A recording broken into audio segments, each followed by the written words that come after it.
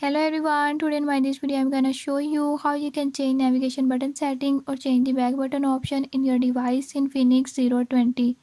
In this device in Infinix 020, if you're having any issue like you don't know how to change navigation button setting or change the back button option, I'll show you the right way how to change it.